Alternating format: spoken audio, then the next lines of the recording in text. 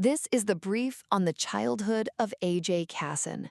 We are going to gently explore the early years of this amazing artist.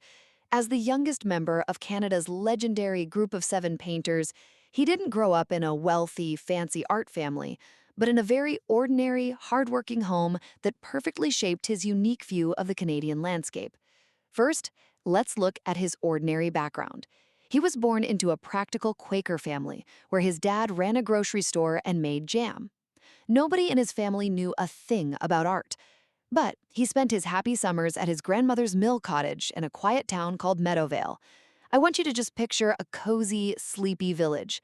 While other painters were busy painting wild, rough forests, little AJ's happy memories made him love painting peaceful, simple farming towns for the rest of his life.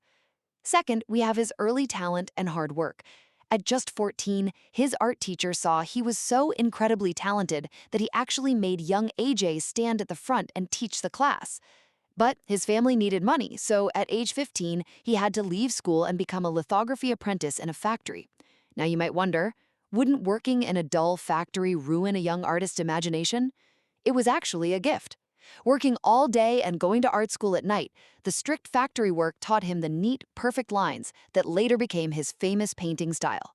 Finally, let's look at the really fun episodes of his youth. To make money, the teenage Casson basically did vegetable plastic surgery. He had to carefully paint over photos of carrots and cabbages for a seed catalog just to make them look yummier and fresher. He also absolutely hated the smelly ink of the factory, leading to his famous weekend escapes.